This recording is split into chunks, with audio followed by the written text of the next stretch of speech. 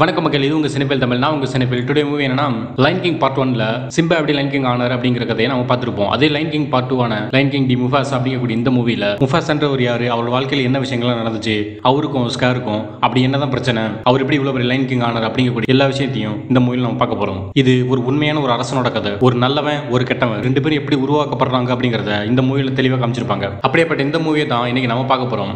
யாரெல்லாம் இன்னும் நம்ம சேனலை சப்ஸ்கிரைப் பண்ணலையே பண்ணிக்கோங்க. அப்படியே பக்கத்துக்கு அந்த பெல் ஐகானை கிளிக் பண்ணிக்கோங்க. இப்போ வாங்க மூவிக்குள்ள போலாம். தொடுவானத்தை தாண்டி அந்த அழகான சூரிய வெளிச்சத்தை தாண்டி ஒரு உலகம் ஒண்ணு இருக்கு. அந்த உலகத்தோட பேரு மிலேலே. மனுஷங்களே அப்படி சொர்க்கம் அப்படிங்கிற இடம் ஒரு சந்தோஷமான இடமா இருக்கும். அதே போல இந்த வன விலங்குகளுக்கு எல்லாம் இந்த மிலேலே அப்படிங்கக்கூடிய ஒரு இடம் தான் ஒரு உண்மையான சொர்க்கமா இருக்கு. அப்படிப்பட்ட அந்த மிலேலே நல்ல செழுமையா செழிப்போட பார்க்கறதுக்கு ரொம்ப அற்புதமா இருக்கும். இந்த மிலேலேன்ற இடத்துக்கு ராஜாவா இருக்கக்கூடிய நம்ம சிம்பா அந்த காட்டை சேர்ந்த எல்லா விலங்குகளையும் ஒண்ணு சேர்க்கிறாரு. ஒண்ணு சேர்த்து அதுக்கு ஒரு அறிவிப்பு கொடுக்குறாரு. என்னன்னா, நான் நம்மளோட வாழ்க்கை சக்கரத்தை மொத்தமா மாத்தலாம்னு இருக்கேன். இங்க இருந்து தொடுவானத்தை தாண்டிக்கக்கூடிய அந்த எல்லையில என்னோட சந்ததியை நான் பெருசுபடுத்த போறேன் அப்படின்னு அவர் சொல்றாரு. அதனால இப்போதைக்கு நான் இங்க இருந்து கிளம்ப போறேன். அது வரைக்கும் நீங்க எல்லாரும் ஜாக்கிரதையா பத்திரமாவும் இருங்க அப்படின்னு நம்ம சிம்பா சொல்றாரு. அடுத்த சீன்ல இங்க சிம்பாவோட குட்டியை தான் காட்டுறாங்க. அப்படியே அங்க இருந்து ரெண்டு பேரும் ஓடி வராங்க. யாருன்னு பார்த்தா நம்ம டிமோன் அண்ட் பும்பா. அங்கிருந்து நேரம் நம்ம சிம்பா பக்கத்துல வந்து சிம்பாவுக்கு வணக்கம் வைக்கிறாங்க. ஏன்னா இவங்க இருந்தா ஒன்னாவே ஃப்ரெண்ட்ஸ் ஆச்சு. இதை நீங்க போன பாட்டிலே பார்த்திருப்பீங்க. நான் இப்ப இங்கிருந்து வெளியே போறேன். அது வரைக்கும் என்னோட பையனை கேராவை நீங்க பத்திரமா பாத்துக்கங்க அப்படின்னு அவர் சொல்றாரு. தேவையில்லாத கதெல்லாம் சொல்லி அவனை பயமுடுத்துறாதீங்க அப்படின்னு அவர் சொல்றாரு. சரி, எல்லாத்தையும் நாங்க பாத்துக்கணும் அப்படின்னு சொல்லுவாங்க. நீங்க தான் என்ன பாத்துப்பீங்க எனக்கு தெரியுமே, உங்களை பத்தி எனக்கு தெரியாது அப்படின்னு நினைச்சுக்கிட்டே போறாரு. அப்படி இரவு நேரம் ஆகுது. இந்த பக்கம் டிமோன் பும்பாவும் இரவு நேரம் ஆயிடுச்சு. இதுதான் கதை சொல்றதுக்கு சரியான நேரம் அப்படின்னு முடிவு பண்றாங்க. அந்த கேரா அவனை குட்டி சிங்கத்துக்கிட்ட போயிட்டு நாங்க ரெண்டு பேரும் இப்போ உனக்கு ஒரு கதை சொல்ல போறோம் அப்படின்னு அவங்க கதை சொல்ல ஆரம்பிக்கிறாங்க. அந்த பயங்கரமான ஸ்காரை நாங்க தான் தோக்கடிச்சோம் அப்படின்னு இவங்க ரெண்டு சேர்ந்து அந்த குட்டி சிங்கத்துக்கிட்ட நிறையவே வாயில வந்ததெல்லாம் அடிச்சு விடுதுங்க. அதாவது அந்த ஸ்காரை இவங்க தான் கொன்ன மாதிரி இவங்க கேரா கிட்ட கதை சொல்லிட்டு இருக்காங்க. இதை பார்த்து அந்த குட்டி இல்ல எங்க அப்பா தான் அது கொன்னாரு அப்படின்னு அந்த குட்டி சொல்லுது. அவர் சொல்றதெல்லாம் நம்பாத, நாங்க சொல்றதுதான் உண்மை, நாங்க சொல்றது மட்டும் நம்புன்னு இவங்க அந்த குட்டி சிங்கத்தை பேசி ஏமாத்துறாங்க. அப்படி இவங்க பேசிட்டே இருக்கும்போது திடீர்னு இடி இடிக்குது. இதை பார்த்து மூணு பேருமே ரொம்ப பயந்துடுறாங்க. அப்ப பின்னாடி ஏதோ ஒரு உருவம் ஒரு மாதிரி இருக்கு. யாருன்னு பார்த்தா ரஃபிகி. இவர் நீங்க போன பாட்டிலே பார்த்திருப்பீங்க. இந்த இடி இடிக்கிறதெல்லாம் கேட்டு அந்த குட்டி சிங்கம் எனக்கு பயமா இருக்கு அப்படின்னு ரஃபிகி கிட்ட சொல்லும்போது, நீ யாரோட வாரிசு, நீ சிம்பாவோட வாரிசு, உன் தாத்தா முஃபாசாவோட ரத்தம் நீ, அதனால நீ இதெல்லாம் கண்டு அஞ்சக்கூடாது அப்படின்னு ரஃபிகி சொல்லுது. சரி, இப்போ எனக்கு ஒரு கதை சொல்றீங்களா அப்படின்னு அது கேட்கும்போது இந்த ரஃபிகியும் ஒரு கதை சொல்ல ஆரம்பிக்குது. யாரோட கதைன்னா சிம்பாவோட அப்பாவான முஃபாசாவை பத்தின கதை. கட் பண்ண அடுத்த கதை ஒரு பெரிய மலை. அந்த மலைக்கு மேல ரெண்டு பேர் நிக்கிறாங்க. இவங்க தான் முஃபாசாவோட அம்மா அப்பா. அவங்க அங்கேருந்து முஃபாசாவை கூப்பிடுறாங்க. அவரும் வராரு. அவர் ஒரு குட்டி சிங்கமா இருக்காரு. அங்க தூரத்துல ஒரு வெளிச்சம் தெரியுதுல, அந்த வெளிச்சத்தை தாண்டி போனா அங்க ஒரு தொடுவானம் இருக்கும். அதையும் நீ தாண்டி போனா ஒரு பெரிய பள்ளத்தாக்கு. அந்த பள்ளத்தாக்கையும் தாண்டி நீ போனா மிலேலே அப்படிங்கக்கூடிய ஒரு இடம் இருக்கும். அது சொர்க்கம் மாதிரி இருக்கும். இப்போ நம்ம அங்கதான் போயிட்டு இருக்கோம் அப்படின்னு அவங்க முஃபாசா கிட்ட சொல்றாங்க. அப்படியே இங்க சீன் கட் ஆகுது. இங்க பார்த்தா வறண்ட பாலைவனம் இருக்கு. இந்த பாலைவனத்தை தான் இவங்க இப்ப கடந்து போயிட்டு இருக்காங்க. அந்த இடத்துல பள்ளத்தாக்க பார்த்த உடனே முஃபாசா அதுல இறங்கி விளையாட ஆரம்பிக்குது. அப்படியே கொஞ்சம் கொஞ்சமா அங்கிருந்து பள்ளத்தாக்குல இருந்து நீர் அதிகமா வர ஆரம்பிக்குது. இதை பார்த்த உடனே அங்க இருக்க மிருகங்கள்லாம் அங்கிருந்து தப்பிச்சு ஓட ஆரம்பிக்குது. முஃபாசாவை அவங்களோட அப்பா அம்மா கூப்பிடுறாங்க. ஆனா முஃபாசாவுக்கு எப்படி சரியா நீச்சல் அடிச்சு மேல வருதுன்னு இன்னும் தெரியல. அது இன்னும் கத்துக்கல. ஆனா அதுக்குள்ள தண்ணி வந்து வேகமா அடிச்சிட்டு போயிடுச்சு.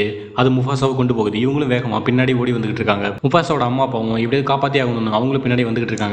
ஆனா அப்படின்னும் அவங்க காப்பாத்த எவ்வளவு முயற்சி பண்ணியும் ஒரு யானை வந்து அங்கிருந்த மதில் கட்டைகள் அடிச்சு உடைச்சதுனால முஃபாசா அந்த தண்ணியிலேயே அங்கிருந்து வேகமா அடிச்சிட்டு போகப்படுறாரு. இந்த சீன்லயே முஃபாசாவும் அவரோட அப்பா அம்மாவும் தனித்தனியா பிரிச்சுட்டாங்க. அதோடய கண்முழிச்சு பாக்குது. பார்த்தா ஒரு கட்டையில் தனியா மிதந்து போயிட்டு இருக்காரு. அவருடைய போயிட்டு இருக்கும்போது அங்க இன்னொரு குட்டி சிங்கம் ஒன்று வருது. அது வந்து முஃபாசா கிட்ட பேசுது. நான் ஒபிசேயோட பையன், என்னோட பேர் டாக்கா, உன்னோட பேர் என்ன அப்படின்னு அது கேக்குது. என்னோட பேர் முஃபாசா அப்படின்னு அது சொல்லுது. உங்ககிட்ட ஒரு விஷயம் சொல்லணும் அப்படின்னு அது சொல்ல வருது. உன்னை கடிச்சது அப்புறம் உங்களுக்கு பின்னாடி முதல்கள் வந்துகிட்டு இருக்கு அப்படின்னு அது சொல்லுது. இதை பார்த்து முஃபாசாக்கு பயமாயிடுச்சு. ஐயோ, எனக்கு உதவி பண்ணி ஏதாவது பண்ணு அப்படின்னு சொல்லும்போது ஒன்னும் பிரச்சனை இல்லை, நீ எங்கேயாவது நீச்சல் அடி அப்படின்னு இந்த டாக்கா சொல்லுது. நீச்சல் அது தெரியாது அப்படின்னு சொல்லும்போது தலையை தூக்கிட்டு கால வேகமா முன்ன பின்ன ஆட்டு அதான் நீச்சல் அப்படின்னு சொல்லுது. இதுவும் முடிஞ்ச வர முயற்சி பண்ணுது. ஆனா முடியல. அதுவும் கொஞ்சம் கொஞ்சமா பக்கத்துல வந்துருச்சு. அந்த முதல்கள் நெருங்கிடுச்சு. அது நேரம் வந்து கரையை பிடிக்கும் போது டாக்கா நேரம் அதை பிடிக்குது. ஆனா டாக்காவால முஃபாசாவோட வெயிட்ட மேல தூக்க முடியல. திடீர்னு பின்னாடி ஒரு பெண் சிங்கம் வந்து கர்ஜிக்குது. யாருன்னு பார்த்தா அது டாக்காவோட அம்மா. அது வந்து இவங்க ரெண்டு பேரும் காப்பாத்துது. கரையில் இருந்ததுக்கு அப்புறம் ரெண்டு பேரும் ஜாலியா விளையாட ஆரம்பிக்கிறாங்க. எனக்கு ஒரு அண்ணன் கிடைச்சிட்டா அப்படின்னு டாக்கா ரொம்ப சந்தோஷமா இருக்கு. நம்மளோட தலைவரான முஃபாசி இந்த வந்தேரியில ஏத்துக்க மாட்டார் அப்படின்னு சொல்லுது. இந்த காட்டுப்பகுதிக்கு தலைவராக இருக்கிறதா முஃபாசி. அந்த முஃபாசியோட பையன் தான் இந்த டாக்கா. அதாவது டாக்கா ஒரு இளவரசன். வந்தேரிகளை சுத்தமா பிடிக்காது. யாராவது வந்தா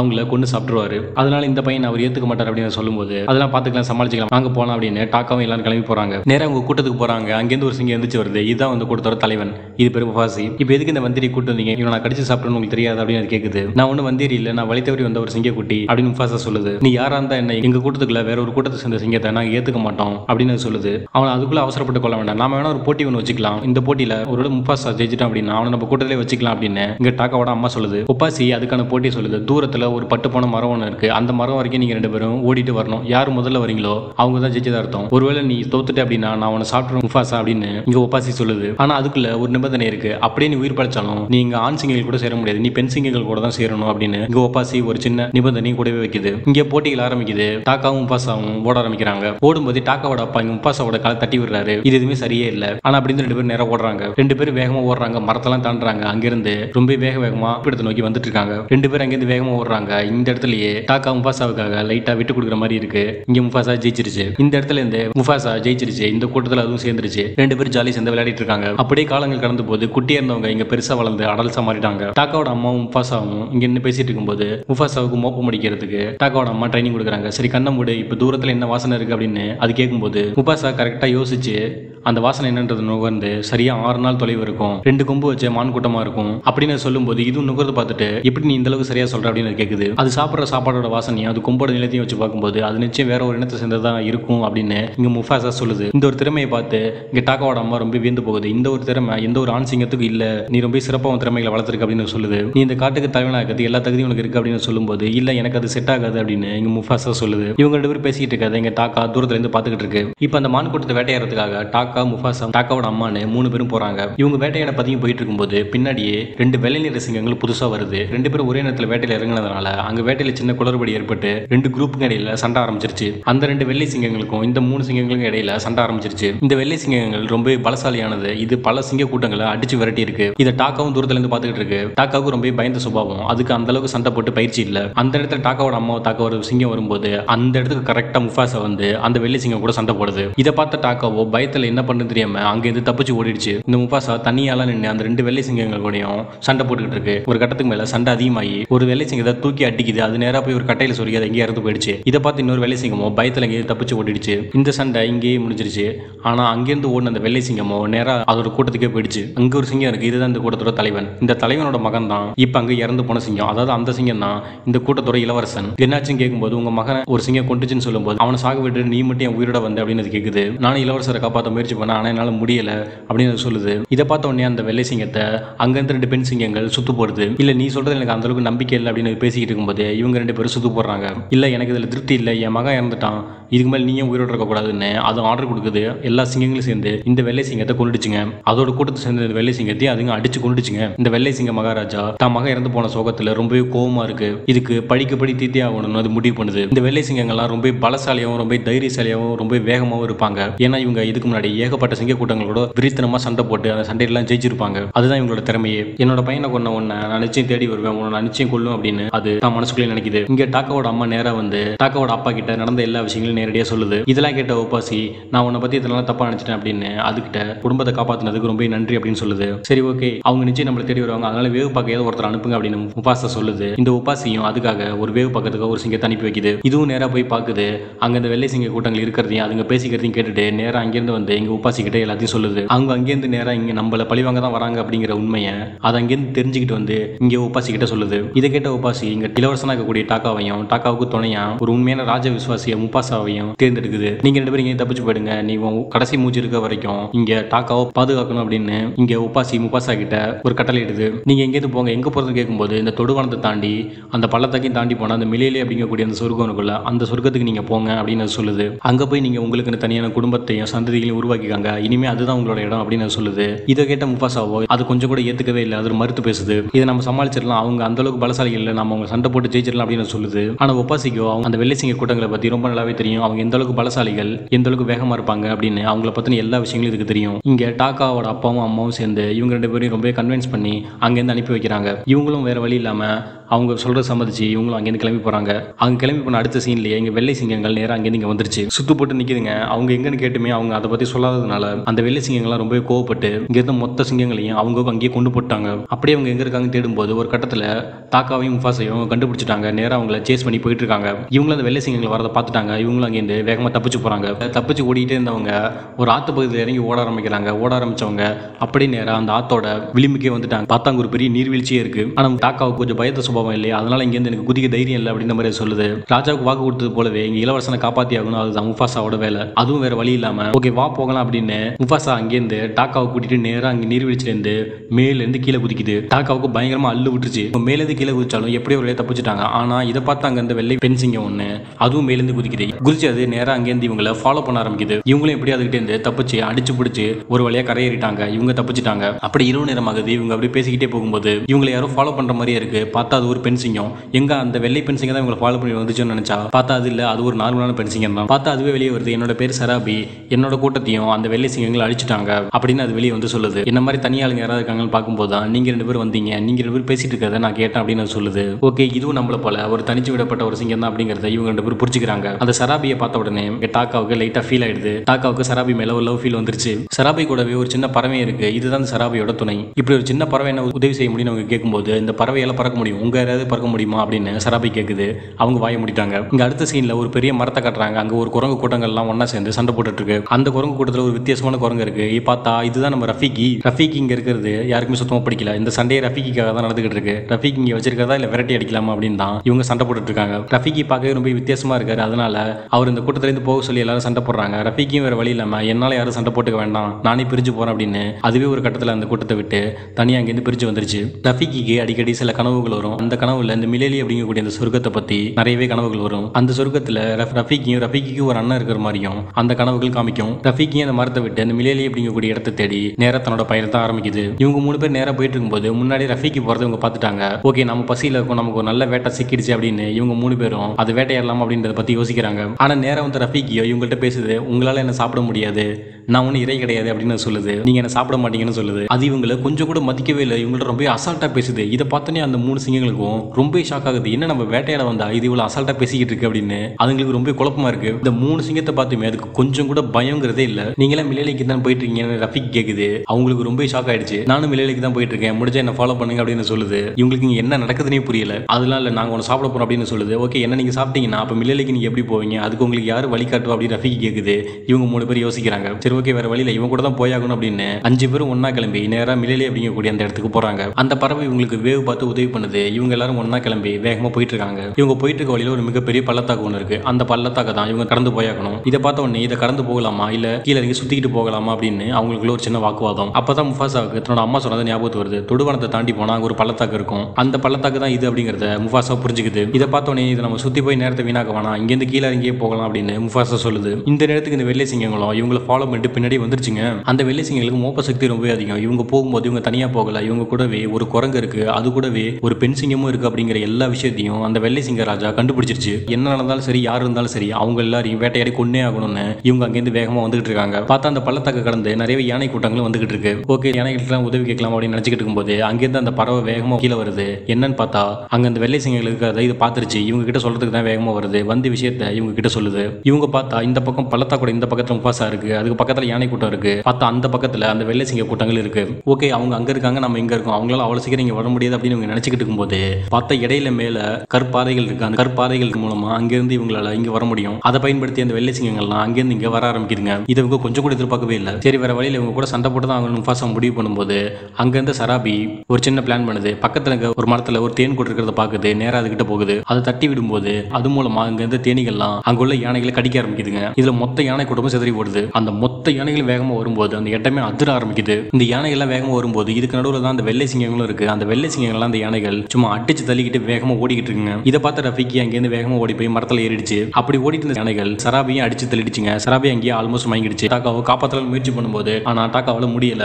ஆனா முஃபாசா அங்கேருந்து வேகமா வருது. அங்க வந்து நேரா சராபியை தூக்கிட்டு போய் பழத்துக்குள்ள பதுங்கி ஒளிஞ்சுக்குது. அது மேல உட்காந்துட்டு உன் கூட நான் இருக்க உன்னை நிச்சயம் நான் பாதுகாப்பேன் அப்படின்னு சொல்லுது. அப்படி சராபிக்கு பாதுகாப்பா மேலே இருக்கு. அந்த யானைகள் அங்கேருந்து கடந்து போயிடுச்சு. அதுக்கப்புறம் சராபி இங்க கண்முழிச்சு எழுந்திருக்குது. என்னை யாரு காப்பாத்துனதுன்னு கேட்கும்போது அந்த இடத்துல முஃபாசா டாக்கா தான் உன்னை காப்பாத்தன அப்படின்னு சொல்லுது. இதை டாக்கா கொஞ்சம் கூட எதிர்பார்க்கவே இல்லை. டாக்காவுக்கு நம்ம சராபியை பிடிக்கும் அப்படிங்கிறது முஃபாசாவுக்கு தெரியும். டாக்காவோட லவ்வுக்கு முஃபாசா ஒரு சின்ன லெவல்ல ஹெல்ப் பண்ணுது. சராபிக்கும் டாக்கா மேல ஒரு சின்ன மரியாதை வந்திருக்கு. அந்த வெள்ளை சிங்கங்கள் யானை கூட்டங்கள்ட்ட இருந்து பயந்து தப்பிச்சு ஓடிடுச்சிங்க அப்படிங்கிறது இவங்களுக்கு தெரிய வருது. இவங்க தொடர்ந்து தங்களோட இவங்களோட பயணத்தை மேற்கொள்றாங்க. அப்படியே போனவங்க ஒரு பெரிய பனிமலையை பாக்குறாங்க. அதுக்குள்ளேயும் போறாங்க. இவங்களும் நேரம் கடந்து போறாங்க. இந்த பனிமலை தாண்டிட்டா நேரம் அந்த மிலேலி அப்படிங்கக்கூடிய சொர்க்கம் தான். அதனால இதான் கடைசி இடம்னு அவங்க வேகமா கடந்து போயிட்டு இருக்காங்க. அப்ப நடந்து போயிட்டு இருக்கும்போது முஃபாசா நம்மளோட காலடி தடங்களை ஃபாலோ பண்ணி அந்த வெள்ளை சிங்கங்கள் வந்துட்டா என்ன பண்றது, அதனால இது எப்படி மறைச்சாக்கணும் அப்படின்னு அது ஒரு பிளான் சொல்லுது. அந்த பறவையை போக சொல்லி எங்க காலடி தடங்களை கம்ப்ளீட்டா மறைச்சிட்டு அப்படின்னு சொல்லுது. அந்த பறவையும் போயிட்டு அதே போல பண்ணுது. எல்லா காலடி தடங்களையும் அழிச்சிருது. அந்த இடம் வரைக்கும் ஃபாலோ பண்ற அந்த வெள்ளை சிங்கங்களுக்கு இவங்க காலடி தடம் மறைஞ்சு போனதுனால இவங்க எங்க போனாங்க அப்படிங்கறதே தெரியல. அதுங்க ஒரு கட்டத்துல பிளாக் ஆகி நின்றுச்சு. ரொம்ப தூரம் நடந்து வந்ததுனால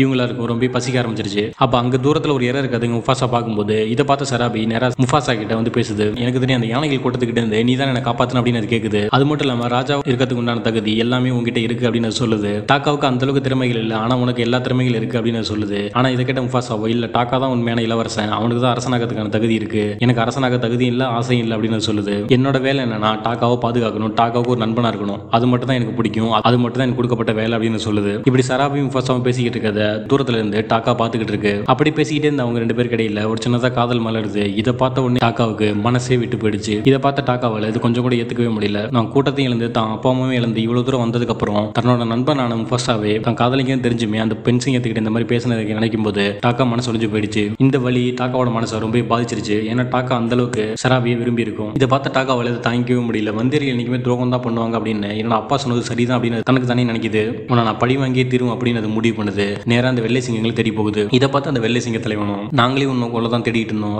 இப்ப கடைசி நீயே வந்து வசமா என்கிட்ட சிக்கிட்ட, இப்ப நாங்க உனக்கு கொல்ல போறோம் அப்படின்னு சொல்லுது. உன் பையன் இறந்தது உண்மைதான், ஆனா உன் பையனை கொண்டது நான் இல்ல, என் கூட இருக்க முஃபாசா அப்படிங்கிறவன் தான் உன் பையனை கொன்னா அப்படின்னு சொல்லுது. அவனை தேடி வந்தப்பதான் நீங்க என்னோட அப்பா அம்மாவை கொண்டுட்டீங்க, உன் பையன் சாவுக்கு காரணம் அதே முஃபாசா தான், என்னோட குடும்பமும் என்னோட கூட்டம் அழிஞ்சது காரணமும் அதே முஃபாசா தான் அப்படின்னு சொல்லுது. அதனால அந்த முஃபாசா அவனை பழி தீக்கணும்னு நினைக்கிறேன், என்ன உன் கூட சேர்த்துக்க அப்படின்னு சொல்லுது. அவனை கண்டுபிடிக்க நான் அவனுக்கு உதவி பண்றேன் அரசு அப்படின்னு சொல்லுது. இதை பார்த்து அந்த வெள்ளை சிங்கமும் சரி இவனை வச்சுதான் நிச்சயம் அவங்களை பழி வாங்கணும் அப்படின்னு இந்த டாக்காவை தன்னோட சேர்த்துக்குது. ஆனா டாக்கா இப்படி ஒரு விஷயம் பண்ணது இவங்க யாருக்குமே தெரியாது. இவங்க அங்கேருந்து நேரம் கிளம்பி போறாங்க. எப்படியே ஒரு வழியா அந்த மிலேலி அப்படிங்கக்கூடிய அந்த சொர்க்க நிலத்துக்கு இவங்க வந்துட்டாங்க. அந்த இடத்தை பார்த்த உடனே அந்த இடம் மொத்தமும் பூத்து குலுங்கி நீரும் பச்சை மரங்களுமா ரொம்ப பார்க்கறதுக்கு அற்புதமாவும் அட்டகாசமாவும் இருக்கு. ரஃபிக் எங்கேயிருந்து நேரா போய் பாக்குறாரு. அவரோட கனவுல இந்த இடத்துல அடிக்கடி ஒரு மரம் ஒன்று தெரியும். அந்த மரம் நேரா அந்த இடத்துல இருக்கு. ரஃபிக்கும் அது பக்கத்துல போறாரு. இதை பார்த்த முஃபாசாவும் எங்க ரஃபிக், இங்க உனக்கு ஒரு சகோதரன் இருப்பான்னு சொன்னி அப்படிங்கிற இருக்க மாதிரி தெரியல அப்படின்னு அது கேக்குது. என் கனவுல வந்தது என்னோட சகோதரன் தான், அந்த சகோதரன் கூட இப்ப ரொம்ப பக்கத்துல தான் இருக்காரு அப்படின்னு சொல்லுது. அது வேற யாரும் இல்ல, அது நீ தான் முஃபாசா அப்படின்னு சொல்லுது. இது முஃபாசா கொஞ்சம் கூட எதிர்பார்க்கவே இல்லை. நீ தான் என் கனவுல வந்த என்னோட சகோதரன் முஃபாசா, நான் உன்னை என் சகோதரனை தான் பாக்குறேன் அப்படின்னு சொல்லுது. இது கேட்டு முஃபாசாவுக்கு ரொம்ப சந்தோஷமா இருக்கு. இந்த பக்கம் டாக்காவோ யாருக்கும் தெரியாம நகத்தை வச்சு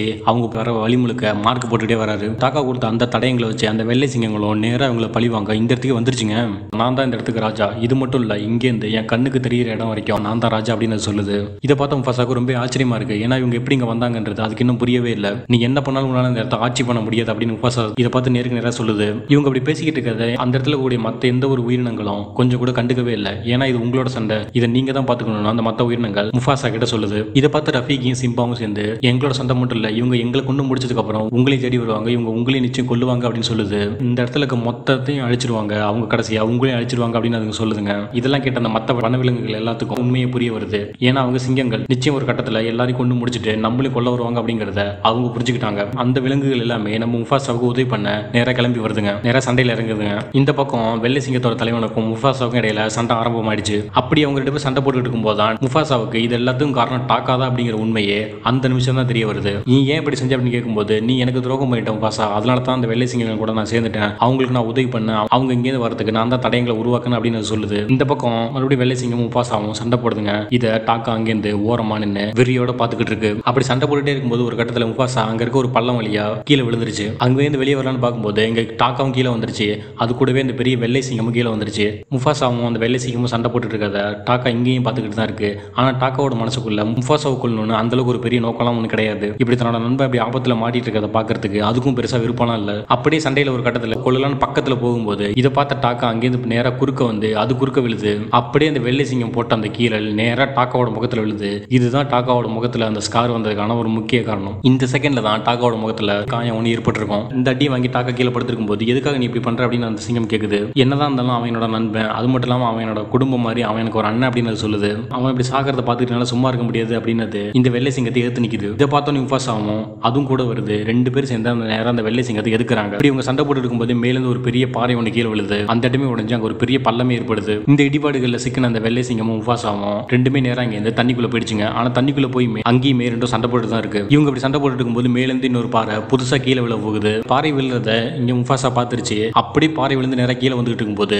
முஃபாசா நேரா அந்த பாறைக்கு நேரா அந்த வெள்ளை சிங்கத்தை தள்ளி விட்டுட்டு இது அங்கேருந்து நகர்ந்து போயிடுச்சு. மேலேருந்து விழுந்த அந்த பாறையோ நேரா அந்த வெள்ளை சிங்கத்தை அடிச்சுக்கிட்டு நேரா இங்கேருந்து அடி ஆழம் வரைக்குமே போயிடுச்சு. அவ்வளவுதான் அந்த வெள்ளை சிங்கம் அங்கே இறந்து போயிடுச்சு. ஆனா அதுக்கு மேல முஃபாசாவால கொஞ்சம் கூட மூச்சை கட்ட முடியல. அது ரொம்பவே கஷ்டப்பட்டு மேல ஒரு முயற்சி பண்ணுது. ஒரு கட்டத்துக்கு மேல அதால ஒண்ணுமே பண்ண முடியல. டாக்கா மேல கரையில இருந்து பாத்துக்கிட்டே தான் இருக்கு. முஃபாசாவும் அங்கேருந்து நேரா அந்த கரையை நெருங்கி பக்கத்துல வந்துருச்சு. அப்படியே மேல வந்து முஃபாசா தம் கட்ட முடியாம அங்கேயே மயங்கிடுச்சு. இந்த நேரத்துல டாக்கா அங்க இருந்து கரெக்டா முஃபாசாவோட கையை பிடிக்குது. டாக்கா முதல்ல முஃபாசாவை பார்க்கும்போது அது எப்படி காப்பாத்துச்சோ அதே ஸ்டைல்லே முஃபாசாவை அங்கேருந்து சும்மா தூக்கி கரையில போடுது. அது முஃபாசாவை காப்பாத்திருச்சு. அங்க இருந்த மிச்ச எல்லா வெள்ளை சிங்கங்களையும் அந்த இடத்த சேர்ந்த மொத்த வனவிலங்குகளும் ஒன்னா சேர்ந்து அங்கிருந்து அடிச்சு துரத்தி விட்டுருச்சுங்க. முஃபாசாவும் டாக்காவும் நேரா அங்கேருந்து வெளியே வராங்க. முஃபாசாவை பார்த்த எல்லா வனவிலங்குகளும் அங்கேருந்து முஃபாசாவுக்கு தலை வணங்கும் போது இது முஃபாசா கொஞ்சம் கூட எதிர்பார்க்கல. நான் ஒன்னும் உங்களுக்கு தலைவன் இல்லை அப்படின்னு சொல்லுது. ஆனா எல்லா விலங்குகளும் ஒன்னா சேர்ந்து முஃபாசாவை தான் இந்த இடத்தோட அரசனாவே ஏத்துக்குச்சுங்க. இதை பார்த்து ரஃபீக்கும் தலைவனுக்கு உண்டான முதல் தகுதியே யார் ஒருத்தன் எல்லாரையும் ஒன்று சேர்க்கிறானோ அவன் தான் உண்மையான தலைவன். உன்னோட பேச்சை கேட்டு இங்க மொத்த பேரும் ஒன்று சேர்ந்திருக்காங்க. இதனால நீ தான் இனிமே உங்க எல்லாருக்கும் தலைவனா இருக்கணும் அப்படின்னு ரஃபீக்கி சொல்லுது. பேசிட்டு இருக்கும்போது முஃபாசாவோட மூப்ப சக்திக்கு வாசனை வருது.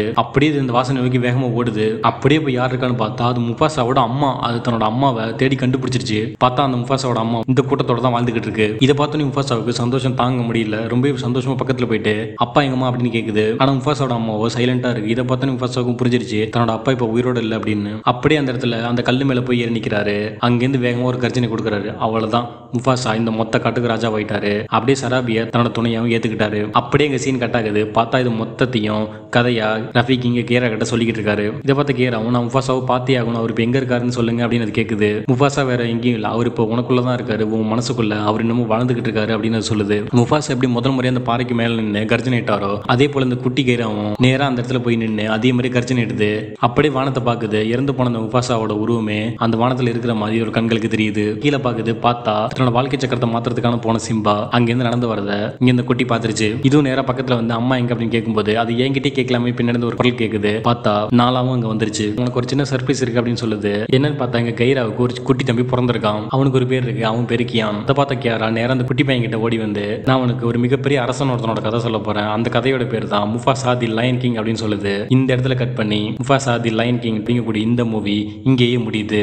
இந்த மூவி எப்படி இருந்துச்சு? இந்த கதையை நீங்க நல்லா பார்த்திருந்தீங்கன்னா எதுவுமே இல்லாத முஃபாசாவுக்கு கடைசியா தனக்குன்னு ஒரு குடும்பம், தனக்குன்னு ஒரு ராஜ்யம், இப்படி எல்லாமே கிடைச்சிருக்கும். ஆனா அப்படி எல்லாத்தையுமே வச்சிருந்த டாக்கா ஒவ்வொரு விஷயங்களா இழந்து கடைசியா ஒரு தன்னந்தனியா ஒரு தனியாளா மாறி இருப்பாரு. ரெண்டு பேரும் ஒன்னா தான் வளர்ந்தாங்க. ஆனா ரெண்டு பேரும் வளர்க்கப்பட்ட விதமும் வேற வேறையா இருந்துச்சு. டாக்காவோட அம்மா முஃபாசாவுக்கு சண்டை போடுறது எப்படி, வேட்டையாடுறது எப்படின்னு எல்லாத்தையும் சொல்லி கொடுத்தாங்க. ஆனா டாக்காவோட அப்பாவோ டாக்காவுக்கு சாப்பிட்டு எப்படி தூங்குறது அப்படின்றத பத்தி மட்டும் சொல்லியிருப்பாரு. யாரும் பிறக்கும் போதே வில்லன்ஸா இருக்கிறது இல்ல, வில்லன்ஸ் எல்லாமே உருவாக்கப்படுறாங்க அப்படிங்கிறத இந்த இடத்துல சின்னதா காமிச்சு ஒரே படத்திலே ஒரு ஹீரோவும் ஒரு வில்லனும் எப்படி உருவானாங்க அப்படின்றத சூப்பரா காமிச்சு இந்த படத்தை ரொம்ப அற்புதமா இந்த இடத்துல முடிச்சிருப்பாங்க. இந்த மூவி எப்படி இருந்துச்சு? யாரெல்லாம் நம்ம சேனலை சப்ஸ்கிரைப் பண்ணலையே பண்ணிக்கோங்க. அப்படியே பக்கத்துக்கு அந்த பெல் ஐகானை கிளிக் பண்ணிக்கோங்க. இது உங்க சினிபல் தமிழ், நான் உங்க சினிபல். நெக்ஸ்ட் வீடியோல மீட் பண்ணலாம்.